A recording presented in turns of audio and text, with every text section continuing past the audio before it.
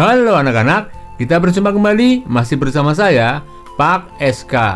Bagaimana kabar kalian?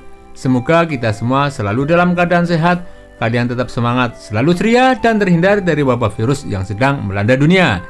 Hari ini kita akan belajar tema 4, subtema 1, pembelajaran ke-6. Untuk itu siapkan buku dan alat tulis kalian. Marilah kita berdoa terlebih dahulu menurut agama dan kepercayaan masing-masing.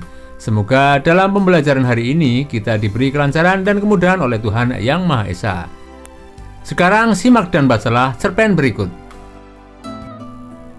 Kisah Raja dan Benih Kejujuran.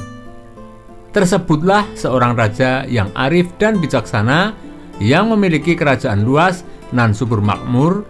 Namun sayang, sang raja tidak memiliki putra sebagai penerus tahtanya. Sang raja memiliki ide bagaimana ia mencari penerus kerajaannya. Suatu saat, sang raja mengumpulkan para pemuda di kerajaan tersebut untuk melakukan sayembara guna memilih siapa yang terbaik di antara mereka menggantikan raja ketika beliau mangkat. Sang raja kemudian berkata kepada para hadirin bahwa setiap peserta yang mengikuti sayembara ini masing-masing akan diberikan bibit kacang tanah yang siap tanam.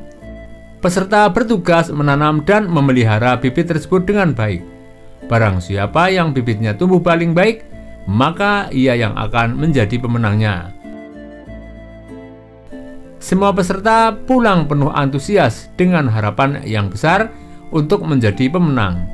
Semua pemuda langsung menanam bibit tersebut di dalam wadah pot menggunakan tanah tersebur dan pupuk terbaik serta benar-benar menjaga tanaman mereka.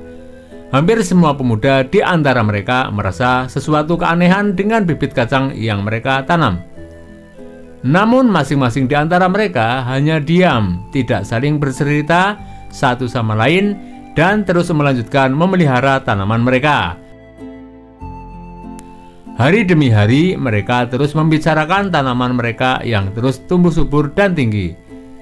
Hanya ada satu pemuda yang sangat malu untuk menceritakan tanamannya, karena jangankan tumbuh tinggi, tunas kecil pun tak pernah tumbuh dari bibit yang ia tanam, padahal ia sudah melakukan yang terbaik untuk menanam bibit itu. Waktu yang ditunggu pun tiba.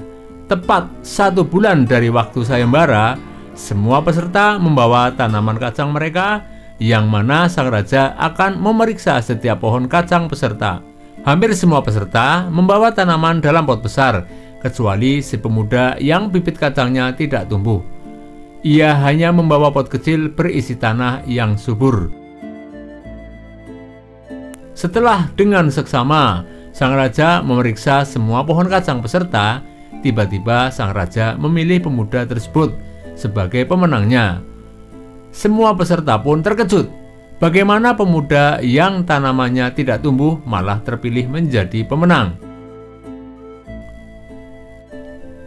Sang raja pun memberikan penjelasan bahwa semua bibit kacang tanah yang ia berikan telah ia rebus, jadi ditanam dengan tanah sesubur apapun dan dipupuk dengan pupuk yang terbaik pun, bibit itu tidak akan pernah tumbuh menjadi tanaman kacang.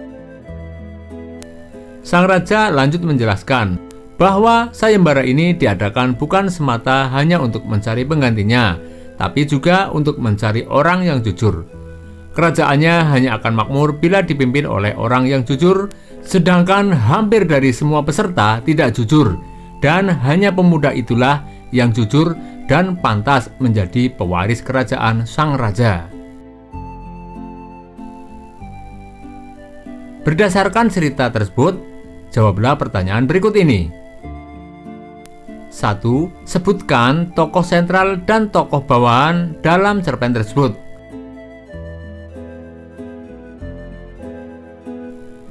2. Di mana latar tempat cerpen tersebut?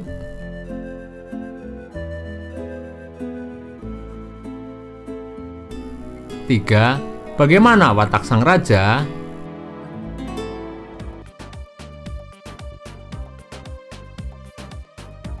4. Apa konflik dari cerpen tersebut?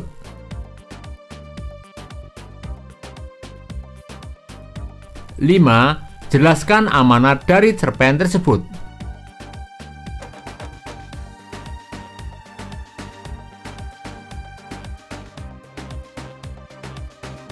Anak-anak, ada beberapa jenis kejujuran. Jenis-jenis kejujuran. Terdapat 4 jenis kejujuran. Jenis yang pertama, jujur kepada Tuhan Yang Maha Esa. Seseorang yang beriman seharusnya mempunyai kejujuran yang tinggi. Seseorang yang jujur kepada Tuhan Yang Maha Esa akan memiliki hati yang tulus dalam hal pekerjaan dan sebagainya. Jenis yang kedua, jujur pada diri sendiri. Berarti seseorang mengetahui kelebihan dan kekurangan yang ada di dalam dirinya. Seseorang yang jujur akan diri sendiri lebih baik daripada seseorang yang mengatakan tahu padahal dia tidak tahu. Jenis yang ketiga, jujur pada keluarga. Keluarga adalah tempat awal seseorang bertumbuh. Seseorang tentunya juga harus jujur kepada keluarga. Jenis yang keempat, jujur kepada orang lain. Kita harus senantiasa berkata dan berperilaku jujur kepada orang lain. Faktor-faktor yang memengaruhi kejujuran. 1. Faktor keluarga. 2. Faktor sekolah. 3. Faktor masyarakat. 4. Faktor lingkungan. Alasan seseorang bersikap jujur. Alasan seseorang bersikap jujur antara lain seseorang ingin dihargai, ingin menerapkan sikap sebagai orang yang beragama, dan menjadi orang yang bertanggung jawab. Kejujuran juga menjadi alasan seseorang ingin dipercaya oleh orang lain dalam perkataan maupun perbuatan. Demikianlah pembelajaran hari ini anak-anak. Marilah kita tutup dengan doa. Semoga apa yang telah kita pelajari bisa bermanfaat bagi kita semua. Jangan lupa jaga kesehatan badan, jaga kebersihan lingkungan, sehingga kita terhindar dari penyakit. Sampai berjumpa kembali pada pertemuan berikutnya. Dadah!